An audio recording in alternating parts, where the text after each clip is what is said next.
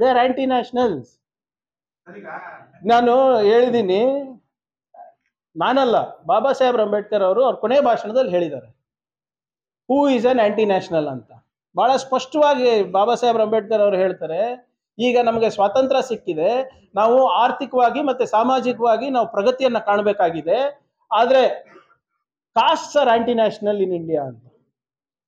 ಯಾರ್ಯಾರು ಜಾತಿಯನ್ನ ಮುಂದಿಟ್ಕೊಂಡು ಅಸೂಯೆನ ಉಂಟು ಮಾಡ್ತಾರೆ, ನಮ್ಮ ಆರ್ಥಿಕ ಮತ್ತು ಸಾಮಾಜಿಕ ಪ್ರಗತಿಯನ್ನ ಕುಂಠಿತ ಮಾಡ್ತಾರೆ, ಧರ್ಮದ ಹೆಸರು ಮೇಲೆ, ಧರ್ಮದಲ್ಲಿ ಯಾರು ಧರ್ಮಗಳ ನಡುವೆ ಯಾರು ಜಗಳ ಹಚ್ತಾರೆ, ಆ ಜಗಳದಿಂದ ನಮ್ಮ ಆರ್ಥಿಕತೆ ಹಾಗೂ ಸಾಮಾಜಿಕ ಪ್ರಗತಿ ಏನ್ ನಾವು ಕುಂಠಿತ ಆಗ್ತೀವಿ, ಅದನ್ನ ಯಾರು ಉಂಟು ಮಾಡ್ತಾರೆ ಅವರು ನಿಜವಾದ ದೇಶದ್ರೋಹಿಗಳು ಅಂತ ಬಾಬಾ ಸಾಹೇಬ್ ಅಂಬೇಡ್ಕರ್ ಅವರು ಹೇಳಿದರು. ಪ್ರಸ್ತುತ ವಾತಾವರಣದಲ್ಲಿ ಯಾರು ಕೋಮದ ವಿಷ ಬೀಜ ಬಿಸ್ತಾ ಇರೋದು, ಯಾರು ಒನ್ ನೇಷನ್ ಒನ್ ರಿಲಿಜನ್ ಅಂತ ಇರೋದು, ಯಾರು ಸಂವಿಧಾನ ಬೇಡ ಅಂತ ಇರೋದು, ಯಾರು 400 ಸೀಟ್ ಕೊಟ್ರೆ ನಾವು ಸಂವಿಧಾನವನ್ನ ಬದಲಾವಣೆ ಮಾಡ್ತೀನಿ ಅಂತ ಹೇಳ್ತಾ ಇರೋದು,